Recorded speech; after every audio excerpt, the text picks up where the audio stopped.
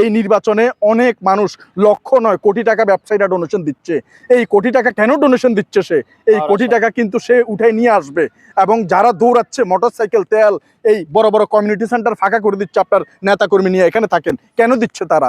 তারা দিচ্ছে তারা সুযোগ সুবিধা, এই দেশটাকে তারা চিবায়ে খাবে, এই জন্য তারা দিচ্ছে। জাতীয় সংসদ যে নির্বাচন আসছে ফেব্রুয়ারি মাসে, সেই নির্বাচনে প্রতিদ্বন্দ্বিতা করার জন্য প্রত্যয় ব্যক্ত করেছেন। জেলা প্রশাসকের কার্যালয়ে আপনার নমিনেশন জমা দিয়েছেন, আসলে বৈধ ঘোষিত হয়েছেন আপনি ইতিমধ্যে। আসলে ক্ষুদ্র পরিসর থেকে বৃহৎ পরিসরে কেন? আসলে আমি প্রথমেই আমার বক্তৃতার মধ্যে বলেছি যে অনেক বিজ্ঞ ব্যক্তিকে আমি আমাদের প্রতিষ্ঠানে বেওয়ারিশ হাসপাতালের সাথে সম্পৃক্ত করতে চেয়েছি, কিন্তু ওনারা দেখেছে, আশ্বাস দিয়েছে, এরপরে শেষ হয়ে গিয়েছে, আর কিছুই হয়নি। তাই তাদের জন্য কথা বলার জন্য বাংলাদেশের সকল নিঃস্ব অসহায় বেওয়ারিশ রাস্তার মানুষের একজন প্রতিনিধি হিসাবে তাদের কণ্ঠ এবং তাদের অধিকার আদায়ের জন্য মহান সংসদে যেতে চেয়েছি। আমার কোনো রাজনৈতিক পরিচয় নেই, কোনো সমাবেশে যায়নি। আওয়ামী লীগ, বিএনপি, জামাত, জাসদ, বাসদ, এনসিপি কোনো দলের কোনো সমাবেশে কোনোদিন যায়নি, কোনো মিছিলে যায়নি, কোনো বক্তৃতাতে অংশগ্রহণ করিনি, এবং বাংলাদেশের কোনো রাজনৈতিক দলকে আমি পছন্দও করি না। প্রত্যেকেই পেটনীতি। আপনি দেখেন বর্তমান সময়ে যে রাজনীতি চলছে, এই যে ভোটের মৌসুমে আমরা অতীতে দেখে এসেছি, যেমন নোয়াখালীতে 5 লক্ষ ভোটার আছে, 5.5 লক্ষের 50,000 বাদ দেন, 5 লক্ষ ভোটারে যদি আপনি ধরেন, 5 লক্ষের অর্ধেক হচ্ছে 2.5 লক্ষ। 2.5 লক্ষকে মানুষকে 500 টাকার নিচে তো আর কেউ নিবে না। 500 টাকাও যদি অর্ধেক মানুষকে দেন, 2.5 লক্ষের পেছনে 125 কোটি টাকা আছে। আর 25 কোটি টাকা ধরেন অন্য খাতে খরচ করলেন, 150 কোটি টাকা যে খরচ করতে পারবে সেই তো নির্বাচনে জয়ী হয়ে আসবে। তাহলে 150 কোটি টাকা খরচ করলে 300-150 কোটি টাকা টেনে সে নিয়ে আসবে। এই জিনিসটা দুর্ভাগ্য, এই জিনিসটা দুর্ভাগ্য আমরা বুঝি না, বা আমাদের বোঝার আল্লাহ পাক সেই হয়তো বা সবাইকে তৌফিক দেয়নি, আমাদের দুর্ভাগা জাতি আমরা। এছাড়াও এই যে যারা টাকা খরচ করছে, চিন্তা করেন আমি 10 লাখ টাকা যে খরচ করব, আমার কিন্তু পায়ের নিচে মাটি সইরা যায়, মাথার উপরের ছাদ সইরা যায়, এত টাকা আমি কিভাবে খরচ করব, আর কিভাবে নিব, আর কিভাবে দিব? আমার মাথা ঠিক নেই। এই নির্বাচনে মাত্র 20 থেকে 25 লাখ টাকা খরচ হয়, সেটাই আমার কাছে বিশাল ব্যাপার হয়ে দাঁড়িয়েছে। কিন্তু এই নির্বাচনে অনেক মানুষ লক্ষ নয় কোটি টাকা ব্যবসায়ীরা ডোনেশন দিচ্ছে। এই কোটি টাকা কেন ডোনেশন দিচ্ছে সে? এই কোটি টাকা কিন্তু সে উঠে নিয়ে আসবে। এবং যারা দৌড়াচ্ছে মোটরসাইকেল, তেল, এই বড় বড় কমিউনিটি সেন্টার ফাঁকা করে দিচ্ছে আপনার নেতাকর্মী নিয়ে এখানে থাকেন, কেন দিচ্ছে তারা? তারা দিচ্ছে তারা সুযোগ সুবিধা, এই দেশটাকে তারা চিবায়ে খাবে, এই জন্য তারা দিচ্ছে। কিন্তু আমার পিছে কোনো মানুষ নাই, কোনো হুন্ডা নাই, গুন্ডা নাই, পান্ডা নাই, বাহিনী নাই, কোনো আমার অফিস নাই, শোরুম নাই, কিছুই নাই। তাহলে আমার পিছে কেন ইনভেস্ট করবে? কারণ আমি যে তাদের কাছে কিছু দেব না। কারণ আপনি আমার পেছনে ঘুরবেন যে আমি আপনাকে কাউন্সিলর বানাবো, আমি আপনাকে চেয়ারম্যান বানাবো, আমি আপনাকে উপজেলা পরিষদের চেয়ারম্যান বানাবো, আপনাকে আমি অনেকগুলো পদ আছে মেয়র বানাবো, এই জন্যই আপনি আমার পেছনে ছুটবেন, গিভ এন্ড টেক। কিন্তু আমি তো আপনাকে কিছু বানাবো না, এই জন্য আপনি আমাকে কিছু দিচ্ছেন না। ঠিক যাদেরকে এই কবিরহাটবাসী, কোম্পানিগঞ্জবাসী লক্ষ লক্ষ টাকা ডোনেশন দিচ্ছেন, কেউ বা এভাবে নিচ্ছে, কেউ বা পেছন দিয়ে নিচ্ছে, প্রত্যেকের উদ্দেশ্য একটা, এই দেশকে গিলে খাবে তারা। তাই এইদের থেকে দেশকে রক্ষা করা আপনার পবিত্র দায়িত্ব। আমি ভোট চাই না, আমি শুধু এটা বলেছি। কবিরহাটে আপনার বিভিন্ন জায়গায় কিছু সাধারণ মানুষের কাছে আমরা আপনার কথা শুনেছি, সাধারণ মানুষ আপনাকে ভালোবাসে, সে ভালোবাসার কথা শুনেছি। কিন্তু আবার সাধারণ মানুষ একথাও বলছে যে আমরা ভোট দিতে জানি না, যার কারণে এই মানবিক শওকতদের মতো মানুষগুলো সংসদে আসতে পারে না। এই যে এলাকায় ঘুরে ঘুরে ভোট করছেন, কেমন সাড়া পাচ্ছেন? তরুণ প্রজন্ম কেমন সাড়া দিচ্ছে? আমরা তো সবার সাথে দেখা সাক্ষাৎ করছি, গণসংযোগ করছি, কিন্তু এর মধ্যেও সবাই আশ্বাস দিচ্ছে। কিন্তু এই দেশের আশ্বাসের ফুলঝুরি কতটুকুই পর্যন্ত ফুটবে সেটা আগামী 12 তারিখেই বোঝা যাবে। আমি কৃতজ্ঞ চিত্তে স্মরণ করছি কোনো নেতাকে নয়, বিদেশে অবস্থানরত সকল প্রবাসীদেরকে। কারণ আমি জয় বাংলা, বাংলাদেশ জিন্দাবাদ, তারপর হচ্ছে আরও অনেক স্লোগান আছে, কোনো নেতা স্লোগান আমি বিশ্বাসী না। বিশ্বাসী হচ্ছে যে প্রবাসী রেমিটেন্স যোদ্ধা, স্লোগান দিতে হলে ওনাদের পক্ষে দিব। কারণ বাংলাদেশের কোনো কিছু ভোগ না কইরা বিদেশে থেকে তারা কষ্টার্জিত অর্থ বাংলাদেশকে সমুন্নত করার জন্য পাঠাচ্ছে, কিন্তু আমাদের চোরের দল বসে রয়েছে লুটপাট করে খাওয়ার জন্য।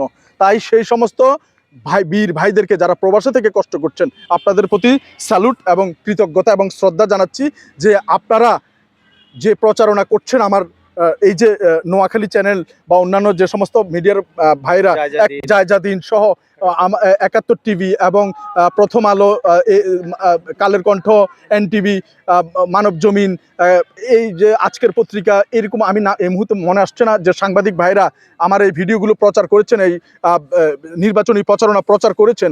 এক কাপ চাও কিন্তু কোনো ভাইকে আমি খাওয়াইতে পারি নাই, এবং ওনারা আমাকে বরং খাওয়াইতে চেষ্টা করছে, আমি খাওয়াইতে পারি নাই। এই যে নিঃস্বার্থভাবে সাংবাদিক ভাইদের এই প্রচেষ্টা, নিঃসন্দেহে এটা আমাদের জন্য, আমাদের দেশের জন্য একটি আশাদিক জাগনীয় অবস্থা তৈরি হবে ইনশাল্লাহ। শুধুমাত্র আপনাদের প্রতি অনুরোধ, গ্রাম অঞ্চলে যে সমস্ত বৃদ্ধ মা বাবারা আছে, হয়তো বা ওনারা আমাকে তেমনভাবে চেনেও না, কিন্তু আপনাদেরও প্রতি অনুরোধ, যারা আপনারা শিক্ষিত সমাজ আছেন এবং অ্যান্ড্রয়েড সেট কিংবা মাল্টিমিডিয়া সোশ্যাল মিডিয়া যুগের মানুষ আপনারা যারা আছেন, আপনারা যদি একটু পাশে থাকেন, ওনাদেরকে একটু চেনানোর সহযোগিতা করেন, হয়তোবা এই আগামী 12 তারিখ 12ই ফেব্রুয়ারি কলম মার্কায় একটি ভোট দিলে আমরা বাংলাদেশের চিত্র পাল্টাতে পারবো, কবিরহাট এবং কোম্পানিগঞ্জের ইতিহাস আমরা পাল্টাতে পারবো ইনশাআল্লাহ। আমার কোনো হুন্ডা পান্ডা গুন্ডা নাই যে যাকে আমি কমিশনার দিতে হবে, মেয়র বানাতে হবে, উপজেলা চেয়ারম্যান বানাতে হবে। আপনারা শুধু এটা মনে রাখেন, শক্তি এবং ক্ষমতা থাকলে রিক্সাওয়ালাও গিয়েও মহান সংসদে কথা বলতে পারবে, এবং তার পেছনে সকল ক্ষমতা শক্তি থাকবে যে রিক্সাওয়ালার পক্ষেও সম্ভব মহান সংসদে গিয়ে কথা বলা এবং দাঁড়িয়ে যোগ্যতা অর্জন করে প্রতিনিধিত্ব করা। কিন্তু দুর্ভাগা জাতি আমরা, যত বেশি যার নামে মামলা আছে, যার নামে হামলা আছে, গুন্ডামি আছে, যার নামে বিদেশে রপ্তানি বাজে রেকর্ড আছে, কিংবা যারা টাকা আত্মসাতের পেছনে আছে, কিংবা যারা ঋণ খেলাপি আছে, আমরা ঘুরে ফিরে বাংলাদেশের 300 আসন তাদের দিয়ে ভরে দিচ্ছি। এটা যাতে না হয় ইনশাল্লাহ, অন্তত এবারে আপনারা যদি সবাই একটু সচেষ্ট থাকেন, হয়তোবা আমরা এই বাংলাদেশে তথা এই নোয়াখালী, কোম্পানিগঞ্জ, কবিরহাট, নোয়াখালী 5 আসনের চিত্র আমরা পাল্টাতে সম্ভব ইনশাল্লাহ। ভোটারদেরকে কি বলবেন, এই কোম্পানিগঞ্জ কবিরহাটের ভোটার, তাদের কাছে শেষ কি আশা? জি, আমি যে কোম্পানিগঞ্জ কবিরহাটের যে ভোটার বিন্দুরা আছেন, আপনাদের প্রতি কৃতজ্ঞ চিত্তে বিনম্র আহ্বান যে আপনারা যারাই টাকা খরচ করছে করুক, আপনারা টাকা খান, কোনো সমস্যা নেই। আপনাদের ভয়ভীতি প্রদর্শন করছে অনেকে, এই মার্কায় ভোট না দিলে ঘর থেকে বেরোতে পারবেন না, আগুন ধরা দিবে, অশান্তি হবে, কিংবা অনেক কিছু হবে। হবে তো হবে, দেখেছেনটা কি? যাওয়ার পরে দেখবেন যে ছিনতাই, চাঁদাবাজি, প্রহসনের যে অবস্থা তৈরি হবে, আপনারা এটা কল্পনাও করতে পারবেন না। অতীতের ইতিহাস ব্রেক করবে, বর্তমান সমাজ ব্যবস্থা কোথায় চলে যাবে কল্পনাও করতে পারবেন না। শুধু একটু সময় দিন, 12 তারিখের পরেই আপনারা ইতিহাস দেখতে পাবেন যে কি অবস্থাটা হয় দেশের। কাকে বিশ্বাস করব বলেন? কেউ প্রহসনের রাজনীতি, কেউ চেতনার রাজনীতি, কেউ ধর্মের রাজনীতি, এভাবেই হচ্ছে আমাদের দেশটা শেষ হয়ে যাচ্ছে। কিন্তু যে মানুষ ভালো, এই বাংলাদেশে স্বতন্ত্র থেকে যারা দাঁড়িয়েছে, স্বতন্ত্র তো এখন আসলে দাঁড়াতে পারে না, কারণ ওই যে 1% ভোটারের একটা উপস্থিতি থাকে, সেখানে যে কোনোভাবে আপনাকে ঝরিয়ে ফেলবে। আপনি দেখেন বাংলাদেশে কয়জন স্বতন্ত্র প্রার্থী পাবেন, এরকম একটা উসিলা দিয়ে ঝরিয়ে দেবে আপনাকে, আপনি দাঁড়াইতে পারবেন না। ঠিক তেমনি কিসের জন্য এই দেশ স্বাধীন হয়েছে, কিসের জন্য এই আগস্টের পরে ছাত্ররা যে সুন্দর একটি নতুন বাংলাদেশ দিয়েছে, সেটাকে আদৌ বাস্তবায়ন হবে নাকি এটা বিফলে যাবে, আগামী 12 তারিখের পরে আপনারা সেটা বুঝতে পারবেন। তাই এখনো সময় আমাদের হাতে আছে। আমরা যদি ভোটার যারা আছি, নীরব বিপ্লবের মাধ্যমে এই ভোট কেন্দ্রকে একটু যদি এগিয়ে নিয়ে যাই, অন্তত কলম মার্কা যদি জিতে, বাংলাদেশের সকল বেওয়ারিশ এবং সকল অসহায়, নিপীড়িত, নির্যাতিত মানুষ জিতে যাবে, এবং নিঃস্ব রাস্তার মানুষরা সংসদে গিয়ে কথা বলতে পারবে, সেই অবস্থাটুকু তৈরি হবে। তাই আপনাদের প্রতি করজোরে বিনম্র অনুরোধ, মহান আল্লাহকে সাক্ষী রেখে এবং পবিত্র কোরআনে হাত রেখে কসম করে আমি বলছি যে আমি যদি এমপি হতে পারি, আমার প্রতি মাসের এমপির যে বেতন বা ভাতা, সেটা আমি 2 থানার মধ্যে বন্টন করে দিব। যে মানুষ সবচেয়ে গরিব, সেই মানুষকে আমি দিয়ে দিব। আমার যতদিন পর্যন্ত সংসদে যদি আমি যেতে পারি, যত মাস পর্যন্ত আমি বেতন পাবো, সেই বেতনটুকু দিয়ে দিব।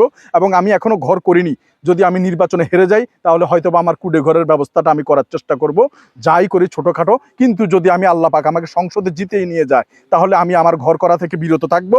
যতদিন নাই কোম্পানিগঞ্জ কবিরহাটের কোনো মানুষ গৃহহীন থাকবে, ততদিন পর্যন্ত আমি ঘর করব না। আমি যা বলি সুস্থ মস্তিষ্কে, সজ্ঞানে, ভেবে চিনতে আমি বলেছি। এবং আমার অন্যতম একটি এজেন্ডা, বাংলাদেশে যত মসজিদ আছে, ছোট এবং বড়, মসজিদের পাশাপাশি যে অন্যান্য ধর্মাবলম্বীদের যে ধর্মীয় উপাসনালয় আছে, প্রত্যেকটা ধর্মীয়, বিশেষ করে মসজিদের ইমাম সাহেবের বেতনটা সরকারিভাবে, বেতন অথবা ভাতায় ইনশাল্লাহ প্রথম প্রস্তাবনা উত্থাপন হবে আমার। এবং যদি সেটা নাও পারি, অন্তত কোম্পানিগঞ্জ কবিরহাটের যতগুলো ছোট বড় মসজিদ আছে, প্রত্যেকটা মসজিদের ইমাম সাহেবকে বেতন ভাতার আওতায় আমরা ইনশাল্লাহ নিয়ে আসবো। এবং এছাড়াও আপনারা দরজা খুলে ঘুমাতে পারবেন, কোনো ধরনের অরাজনৈতিক পরিস্থিতি অন্তত আমার এই দেহে প্রাণ থাকতে আমি সৃষ্টি হতে দেব না।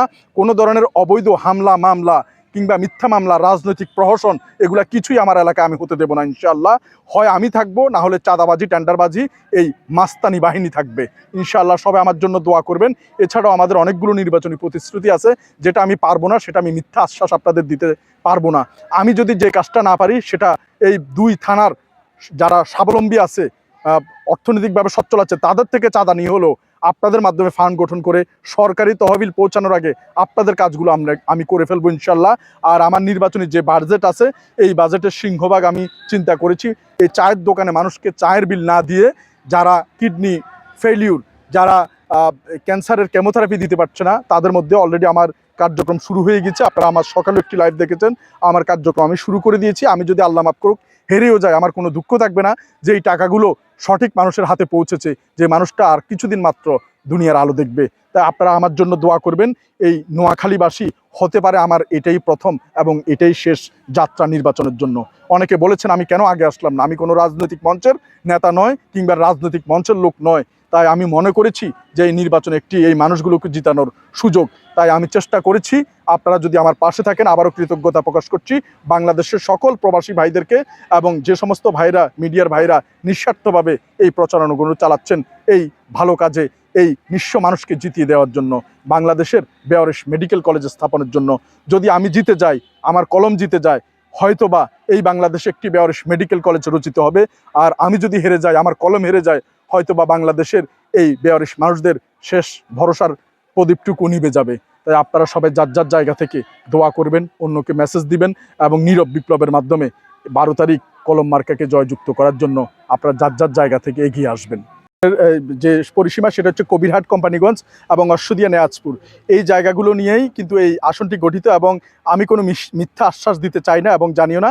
তাই যা বলছি সজ্ঞানে আল্লাহকে সাক্ষী রেখে এই মানুষের কল্যাণের জন্য বলছি যে আমার যে এজেন্ডাগুলো হবে তার মধ্যে প্রথম এজেন্ডা হবে যে নোয়াখালীর, কোম্পানিগঞ্জ, কবিরহাট, অশ্বদিয়া, নেয়াজপুরের যে সমস্ত মসজিদ আছে ছোট এবং বড়, প্রত্যেক মসজিদের ইমাম সাহেবকে বেতনের আওতায় নিয়ে আসা প্রথম ধাপ।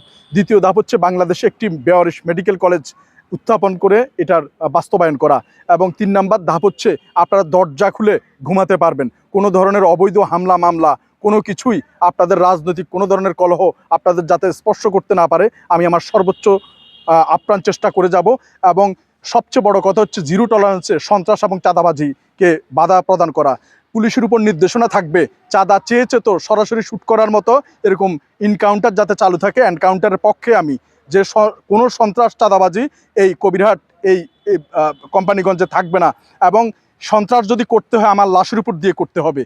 কোনো অবস্থাতে আমার জীবন বেঁচে থাকতে কোনো ধরনের সন্ত্রাসী চাঁদাবাজি কোম্পানিগঞ্জ থানা এবং কবিরহাট থানায় আমি এটি হতে দেব না। বেকারত্ব দূরীকরণের সর্বোচ্চ যা যা করা প্রয়োজন আমরা সর্বোচ্চটুকু চেষ্টা করব। আমার দ্বারা যদি কিছু নাও হয়, সরকারিভাবে আনতে নাও পারি, অন্তত সম্মিলিতভাবে যারা নোয়াখালীর কৃতি আছেন তাদেরকে নিয়ে আমরা বেকারত্ব দূরীকরণের সর্বোচ্চ প্রচেষ্টা রাখব। এবং নারীর চলাচল, নারীর ক্ষমতায়ন এবং নারীর ব্যবসা বাণিজ্য সব জায়গায় যাতে নারী কৃতিত্বের সাথে অগ্রণী ভূমিকা এগিয়ে যেতে পারে, এজন্য যা যা পদক্ষেপ অতীতে হয়নি আমরা সবগুলো গ্রহণ করব। এবং পাশাপাশি এই কবিরহাটে একটি এবং কোম্পানিগঞ্জে একটি, 2টি অ্যাম্বুলেন্স দিয়ে আমরা শুরু করব বিনামূল্যে। এই 2টি অ্যাম্বুলেন্স সবসময় রেডি থাকবে। এর তেল খরচ, ফুয়েল খরচ, ড্রাইভার খরচ সব কিছু আমরা বহন করব বিনামূল্যে। এই শুধুমাত্র অসুস্থ রোগী এবং মৃতদেহের জন্য ফ্রি কস্টে এটা চালু থাকবে।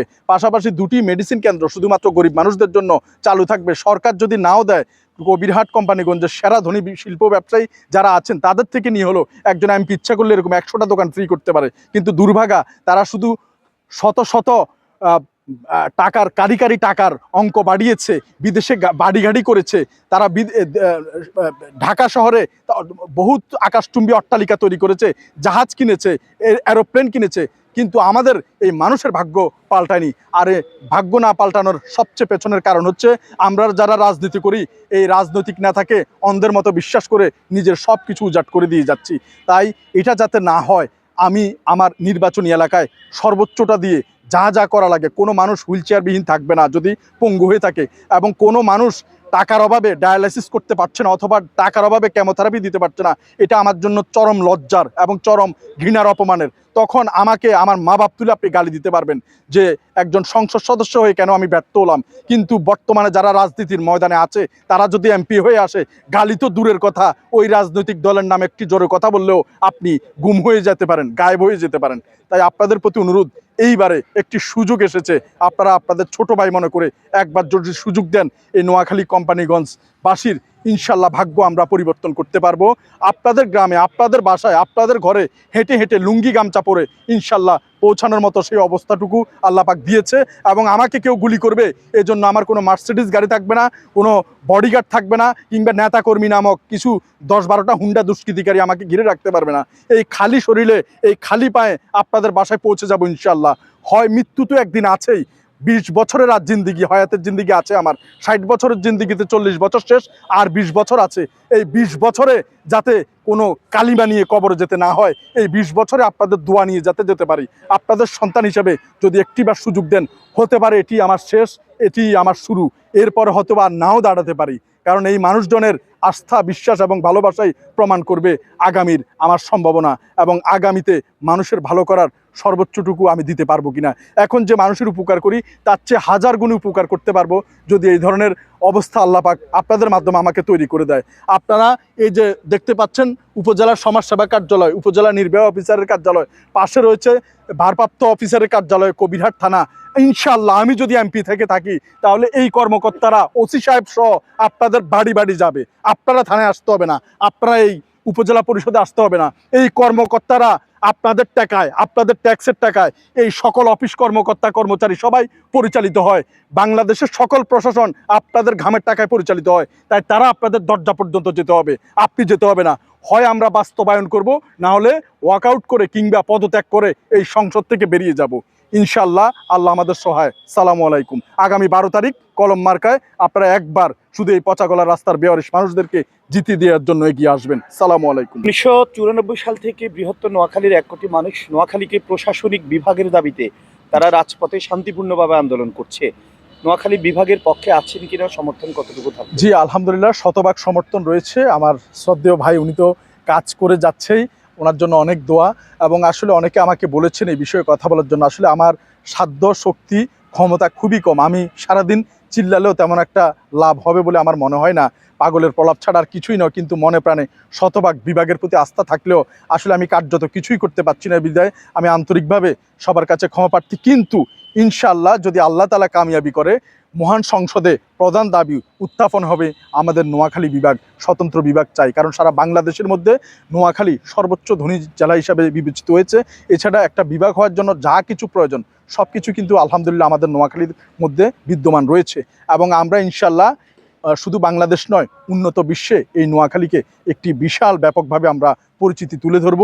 এবং এই নোয়াখালীর জন্য আমরা বৃহৎ পরিসরে কিছু করতে চাই। কিন্তু আমরা অভাগা এবং দুর্ভাগা জাতি যে আমাদের নোয়াখালীর অনেক মানুষ বাংলাদেশের সর্বোচ্চ জায়গা নেতৃত্ব দেওয়া সত্ত্বেও আমরা আসলে কিছুই করতে পারছি না। কিন্তু ইনশাআল্লাহ আল্লাহ যদি আমাদেরকে, বা আমরা সম্মিলিতভাবে যারা রয়েছি, আমার ভাই পাশে রয়েছেন, আমরা যদি ইনশাআল্লাহ সংসদে যেতে পারি, অবশ্যই নোয়াখালীর মানচিত্র ইনশাআল্লাহ ঘুরে যাবে এবং অবশ্যই স্বতন্ত্র বিভাগ হিসাবে স্বকীয় বৈশিষ্ট্যে সারা বিশ্বের বুকে মাথা তুলে দাঁড়াবে ইনশাআল্লাহ। সুপ্রিয় দর্শক, সংসদ সদস্য নির্বাচিত হলে প্রথমবার নোয়াখালী থেকে নোয়াখালীকে বিভাগের আওয়াজ তুলবেন জাতীয় সংসদে দাঁড়িয়ে, এমনটাই জানালেন নোয়াখালী এবং সারা বাংলাদেশে ইতিমধ্যে আলোচিত একজন মানবিক মানুষ শওকত ভাই। তিনি জানাচ্ছিলেন তিনি নির্বাচিত হলে এই কোম্পানিগঞ্জ কবিরহাটের উন্নয়নে তিনি কাজ করবেন এবং নোয়াখালীকে নবম প্রশাসনিক বিভাগ বাস্তবায়নে প্রথম দাবি তুলবেন তিনি জাতীয় সংসদে। সবাই আমাদের সাথেই থাকবেন, সুস্থ থাকবেন, সুন্দর থাকবেন। আল্লাহ হাফেজ। উঠে আসার গল্প অনুষ্ঠানে আপনাদের সবাইকে স্বাগত। আমাদের সাথে আজকে মেহমান হিসেবে উপস্থিত আছেন আপনাদের সকলের পরিচিত, যিনি ইতিমধ্যে শুধু নোয়াখালী নয় সারা বাংলাদেশে আলোচিত হয়েছেন। সরকারি চাকুরি ছেড়ে দিয়ে মানবতার কাজে নিজেকে উৎসর্গ করেছেন, গড়েছেন বেওয়ারিশ ফাউন্ডেশন নামে একটি মানবিক স্বেচ্ছাসেবী সংগঠন। দর্শক, আমাদের সাথে আছে সেই মানবিক শওকত ভাই। কেমন আছেন আপনি? জি আসসালামু আলাইকুম। আপনাদের দোয়া, আল্লাহর রহমতে আল্লাহ পাক খুবই ভালো রেখেছে। আমরা জেনেছি যে আপনি সাধারণ মানুষকে ভালোবেসে আপনি একটি চাকুরি থেকে ইস্তফা দিয়েছেন, সাধারণ মানুষের জন্য কাজ করছেন, মানবতার কাজ করছেন এবং ইতিমধ্যে সারা বাংলাদেশে আপনি আলোচিত একজন মানুষ মানবিক সেবক হিসাবে। আমরা দেখেছি সাধারণ মানুষ যে অসহায় বা ঘুণে ধরা মানুষ, যারা রাস্তার ধারে অসহায়, ফুটপাতে, রেলওয়ে স্টেশনে পড়ে থাকা যে মানুষগুলো, সেগুলোকে আপনি তুলে নিয়ে পা লাগিয়ে দিচ্ছেন, বেওয়ারিশ যারা তাদের চিকিৎসা করাচ্ছেন, বিভিন্ন ধরনের মানবিক কাজ করছেন। কোথায় থেকে উৎসাহ পেয়েছেন? আসলে পিছনের গল্পটা একটু বলুন আমাদেরকে। জি, আসলে আমরা যে কাজগুলো করে থাকি সেটা হচ্ছে একদম মানবতার সর্বশেষ স্তরের। যে মানুষগুলো রাস্তায় পচে গলে পোকা পড়ে যায় এবং রেল স্টেশনে, ড্রেনে, ডাস্টবিনে, সরকারি মেডিকেল কলেজের নর্দমার পাশে যারা পড়ে থাকে, সেই মানুষগুলোকে নিয়েই আমরা আসলে চেষ্টা করি এবং তাদেরকে বাঁচিয়ে রাখার জন্য, তাদের শেষ মৃত্যু যন্ত্রণাটা যাতে একটু কম হয়, তাদের জন্য আমাদের এই প্রচেষ্টা। যদিও আমাদের দুর্ভাগ্য, এই ঘুণে ধরা সমাজ এবং এই দেশ, এই সরকার, এই রাষ্ট্র তাদের জন্য কিছুই করেনি এবং কিছু করার মতো কোনো মানুষ সংসদে এই পর্যন্ত দাঁড়িয়ে কথাও বলেনি এবং তাদের জন্য কেউ নেই আসলে। আপনি দেখান বাংলাদেশে একটি বেওয়ারিশ মেডিকেল কলেজ, আপনি মেডিকেল কলেজ তো দূরের কথা, একটি বেওয়ারিশ হাসপাতাল, হাসপাতাল তো দূরের কথা, বিভাগীয় মেডিকেল কলেজে একটি ওয়ার্ড আছে বেওয়ারিশ মানুষদের জন্য, এরকম একটা বিষয় কিন্তু আপনি দেখাতে পারবেন না। এই মানুষদের জন্য এই সর্বশেষ একটি আয়োজন, সেটা হচ্ছে বাংলাদেশে একটি বেসরকারি বেওয়ারিশ হাসপাতাল 120 শয্যার যেটা করেছি। সরকারি বেসরকারি কোনো সরাসরি কোনো সাহায্য না থাকলেও পল্লী বাংলা নামে ছোট্ট একটি অনলাইন প্রতিষ্ঠান দিয়ে চালানোর প্রচেষ্টা করছি। যদি আমি দুনিয়া থেকে চলে যাই হয়তোবা এটা বন্ধ হয়ে যেতে পারে। তাই এই মানুষগুলোর জন্য বাংলাদেশে একটি বেওয়ারিশ মেডিকেল কলেজ খুবই প্রয়োজন এবং সেই নিরিখে এই কার্যক্রম বাস্তবায়নের জন্য বাংলাদেশের অনেক বড় বড় সিটি মেয়র, এমপি মহোদয় এবং বড় বড় অনেক মানুষকে আমার প্রতিষ্ঠানে ইনভাইটেশন করেছে, ওনারা এসেছে এবং সবাই আশ্বাসের ফুলঝুরি দিয়ে চলে গিয়েছে। সবাই তেলের মাথায় যে তেল দিতে পারে, এটাই হচ্ছে বাংলাদেশের বর্তমান অবস্থা। আমরা একটু থামাবো। নিজ প্লিজ। দেশেই পরবাসী আপনি যাদের কথা বলছেন, জি, এদেশে রোহিঙ্গাদের জন্য সরকারের জায়গা করে দেয়, তাদের ভরণ পোষণের জন্য, তাদের ডেপ্লয়মেন্ট, প্রশাসনিক বিকেন্দ্রীকরণ সবকিছু তাদের জন্য হয়। কিন্তু আপনি যে বেওয়ারিশ যাদের কথা বলছেন, আমি বলবো তারা নিজ দেশে পুলিশে কাজ করে জনগণের সেবা, তারপর হচ্ছে মানবিক কাজ করে বেওয়ারিশ মানুষদের পাশে থাকা।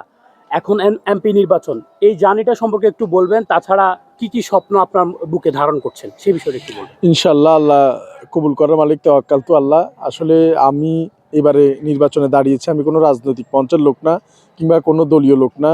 আমি অতীতেই বলেছি যে আওয়ামী লীগ, বিএনপি, জাসদ, বাসদ, এনসিপি কোনো দল করি না এবং কোনো দলের পক্ষ না, কোনো মিছিল মিটিং সমাবেশে যায়নি এবং যাওয়ার ইচ্ছেও নাই। শুধুমাত্র মানবিক কার্যক্রমের সাথে সম্পৃক্ত বিদায় অনেক কিছু এই পচাগলা বেওয়ারিশ মানুষ, রাস্তার মানুষ, নিঃস্ব মানুষ, তাদের জন্য অধিকার আদায় করে নিতে পারি নাই বিদায় এই সংসদ ভবন পর্যন্ত এই মানুষগুলোর অধিকার আদায়ের জন্য যাব। কারণ আমাদের যে সমস্ত এমপি নির্বাচন হয়ে যায়, ওনারা সংসদে যাওয়ার পরে আমাদের এই কথাগুলো ভুলে যায়। তাই এই মানুষগুলোর কথা যদি তুলে ধরতে পারি ইনশাল্লাহ সংসদে থাকবো, আর যদি তুলে ধরতে না পারি, আল্লাহ পাক যদি সংসদ পর্যন্ত নেয়, তাহলে ইস্তফা দিয়ে চলে আসব বা পদত্যাগ করে চলে আসবো এই মানুষগুলোর অধিকার যদি আদায় করতে না পারি। আর এই মানুষগুলোর জন্যই মূলত আমার এই জার্নি। এবং আপনারা জানেন যে আমি আমার নির্বাচনী খরচ পুরোটাই এবারের যে কিডনি ফেলিওর যে সমস্ত রুগী আছে, ক্যান্সার যারা আর কিছুদিন দুনিয়ার আলো দেখতে পাবে কেমোথেরাপি দিলে, সেই মৃত্যু পথযাত্রী মানুষদের জন্যই আমি সেটা উৎসর্গ করেছি। এবং আমার নির্বাচনী প্রচারণায় ওয়ার্ড ভিত্তিক কোনো কেন্দ্র নাই যেখানে কন্টিনিউয়াসলি খাওয়া দাওয়া চলে, চা পানি পান বিড়ি সিগারেট এরকম কোনো সুযোগ নাই। এবং আমার বিশাল বাহিনী, হুন্ডা গুন্ডা বাহিনী কিছুই নাই। এবং মানুষ যদি বিশ্বাস এবং ভরসা রেখে আমাকে ভোট দেয়, হয়তোবা আমি আপনাদের প্রতিনিধিত্ব করতে পারবো। আর যদি না দেয় তাও দুঃখ নাই, তাওয়াক্কাল তো আল্লাহ, আল্লাহ যা করে ভালোর জন্যই করে, আমি আল্লাহর উপরে তাওয়াক্কুল করেই দাঁড়িয়েছি। আর সবচেয়ে বড় কথা হচ্ছে যে সমস্ত মানুষরা এখন আপনাদের নেতা বানিয়েছেন, শুধু আপনাদের কাছে এই প্রশ্নটুকু রেখে গেলাম যে আপনার যে পার্টি করে না কেন, আপনার নেতা কোরআন শপথ করে কিংবা কোরআনে হাত রেখে কি বলতে পারবে? চুরি করবে না, চুরি করতেও দিবে না, এই কথাটা কি বলতে পারবে? শুধুমাত্র অন্ধ ভক্ত যারা দলের তারা ছাড়া। কারণ দুনিয়া কোন দিকে যায়, দেশ কোন দিকে যায় তাদের দরকার নাই, তাদের দরকার হচ্ছে তাদের দল। তো এইরকম যারা, তারা হয়তো ভোট দিবে, কিন্তু যারা সচেতন নাগরিক, আপনারা ভোট দেওয়ার আগে চিন্তা করে দিবেন যাতে এই মানুষগুলো প্রতিবার না এবারও যাতে বেগম পাড়ায় বাড়ি বানাতে না পারে, শত শত কোটি টাকা ঋণ খেলাপি করে দেশকে 12টা যাতে না বাজিয়ে দিতে পারে। এবং এই যারা নির্বাচিত হবে এদের আর পায়ের জুতো আপনি দেখবেন না আগামী 5 বছরে। তারা বিদেশে আর ঢাকাতে আর বড় বড় হাই সোসাইটিতে মার্সিডিজ গাড়ি নিয়ে ঘুরে বেড়াবে। আমাকে আপনারা যেরকম দেখেছেন অতীতে, এরকমই পাবেন, এরকমই আছি এবং মৃত্যু পর্যন্ত এরকম থাকবো ইনশাল্লাহ। আপনাদের এই আমানত যদি আমাকে দেন, আমি আমার জীবন দিয়ে হলেও আমি আমার আমানত রক্ষায় সর্বোচ্চ জিরো টলারেন্সে আমার সততা দিয়ে আমি কাজ করব। কারণ যেই মানুষগুলোর জন্য কাজ করি, এই মানুষগুলোর এই দুনিয়াতে আর কোনো ওয়ে নাই তাদের বলার বা তাদের পাশে দাঁড়ানোর। তাই তাদের জন্য আমি দাঁড়িয়েছি। আর আমার নির্বাচনী যে এলাকাগুলো, কোম্পানিগঞ্জ, কবিরহাট, অশ্বদিয়া, নিয়াজপুর, এই এলাকার মানুষগুলোর জন্য আমি 2টি অ্যাম্বুলেন্স সার্ভিস ফ্রি রাখবো, যেটা বলে এসেছি। এই 2টি মেডিসিন শপ ফ্রি রাখবো। এগুলা যদি আমি সরকারিভাবে নাও আনতে পারি, অন্তত এখান থেকে যে কোনোভাবে এই মানুষজনকে নিয়ে এটা আমি ইনশাল্লাহ ফুলফিল করে ছাড়বো। তাই যেটা আমি করতে পারবো না সেই আশ্বাস আমি দিব না। এবং আপনাদেরকে আমি রঙিন স্বপ্ন দেখাবো না যেটা আমি করতে পারবো না। আমার কাছে কোনো ডেবিট কার্ড, ক্রেডিট কার্ড কিংবা জান্নাতের টিকিট এগুলো কিছুই নাই। আমার কাছে আছে মানুষের বিশ্বাস, ভালোবাসা এবং ভরসার জায়গা। এই জায়গা থেকে আমি আমার জিরো টলারেন্সে কাজগুলো করে যেতে চাই। এবং আপনারা জানেন যে প্রতি বছর কোরবানির ঈদে যে পশুর হাট বসে, বড় গরুগুলা 2000, 1500, 1000, 1200 টাকা করে হাসিল নেয়। ইনশাল্লাহ আমি কথা দিয়ে যাচ্ছি 20 টাকার উপরে কোনো জায়গায় হাসিল হবে না। নেতা কর্মীদের পেট ভরার কোনো সুযোগ নাই এবং কোনো ধরনের মিথ্যা মামলা, হয়রানি এই ধরনের কোনো কিছুই হবে না ইনশাল্লাহ। এই যে একটা কিছুদিন আগের ঘটনা, যদিও আমি রাজনীতির বাইরের মানুষ, কিন্তু আমার খুব নাড়া দিয়েছে যে একটা অল্প বয়সী 9 মাসের একটা বাচ্চা এবং একজন গৃহবধূ, শুধুমাত্র হাজব্যান্ড আসতে পারছে না তাই না, অর্থনৈতিকও কারণ ছিল, সব কিছু মিলিয়ে তার স্বামী রাজনৈতিক কারণে বন্দী। সে কিন্তু যদি খুন করতো আমি এটাকে অ্যাপ্রিসিয়েট করতাম যে উচিত কাজ হয়েছে। সে যদি কাউকে খুন না করে থাকে, কারো বাড়িঘর জ্বালায় না দিয়ে থাকে, তবে তার সাথে যেটা হয়েছে এটা কবিরহাট কোম্পানিগঞ্জে যাতে কখনো ভুলেও না হয়। প্রত্যেক দল, আওয়ামী লীগ, বিএনপি, জামাত, জাসদ, বাসদ, এনসিপি, সবাই দরজা খুলে ঘুমাইতে পারবে। আপনি সন্ত্রাসী চাঁদাবাজি করতে হলে আমার লাশের উপর দিয়ে করতে হবে। যার মৃত্যু ভয় নেই তার কাছে দুনিয়া তার পায়ের নিচে, এটা আপনারা মনে রাখতে পারেন। তো আমার কোনো বডিগার্ড কিংবা আমার পেছনে ক্যাডার আর 10-12টা গাড়ি এরকম কোনো কিছু নাই এবং ভবিষ্যতেও থাকবে না। আপনাদের এবার হাতে ফলাফল। আপনারা যদি চান ইনশাল্লাহ আপনারা পরিবর্তন করে দিতে পারেন এই সংসদকে। তবে মনে রাখবেন, আমি একজন যদি এই সংসদে যেতে পারি 300 আসনের মধ্যে, নিজে তো চুরি করবো না, আমি আমার সর্বোচ্চটুকু দিয়ে আমার এলাকা কাউকে চুরিও করতে দিব না। ইনশাল্লাহ সংসদকে না চাইয়া তারপরে চলে আসবো পদত্যাগ করিয়া, যদি ওই রকম কোনো পরিস্থিতি তৈরি হয়। তাই আপনারা আপনাদের একজন মনোনীত প্রার্থী পাঠাচ্ছেন মনে রাখবেন, এবং আপনারাই সংসদে যাচ্ছেন, কোনো দল যাচ্ছে না। এই কলম মার্কা শওকত জিতে যাওয়া মানে এই সমস্ত কবিরহাট কোম্পানিগঞ্জ বাসী সহ বাংলাদেশের সমস্ত অসহায় মানুষরা জিতে যাওয়া, এবং আপনারাই সংসদে যাওয়া। কোনো দল যাবে না, আওয়ামী লীগ যাবে না, বিএনপি যাবে না, জাসদ যাবে না, জামাত যাবে না, বাসদ যাবে না, এনসিপি যাবে না, আপনারাই যাবেন, আপনাদেরই সংসদ হবে ইনশাল্লাহ। তাই আগামী 12 তারিখ আপনারা যদি আমাকে একটু সুযোগ দেন, আপনাদের সন্তান হিসেবে, ছোট ভাই হিসেবে, আমি আমার জীবন দিয়ে হলো আপনাদের এই প্রতিশ্রুতি ওয়াদা রক্ষা আমি বদ্ধপরিকর। আল্লাহ আমার সহায়। প্রবাসীর ভালোবাসায় আপনি সিক্ত। So, জি প্রবাসীদের নিয়ে কি আপনার কোনো পরিকল্পনা জি আছে কি? প্রবাসী ভাইদের জন্য আসলে মানুষ তো অনেক মিথ্যা প্রতিশ্রুতি দেয়, আমি দিতে পারবো না। আমি যেটা করতে পারি আমি সেটা বলি এবং আল্লাহর উপর ভরসা করেই বলি।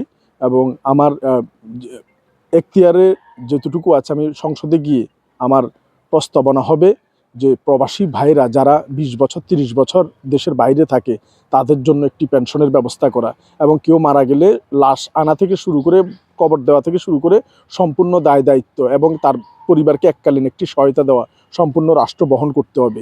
যদি রাষ্ট্র বহন করতে না পারে প্রবাসীরা রেমিটেন্স পাঠানো বন্ধ করে দিবেন। আপনাদের নেতৃত্ব আমি দিব, যেহেতু আমার কোনো দল নাই, কোনো সরকার নাই, কোনো কিছুই নাই।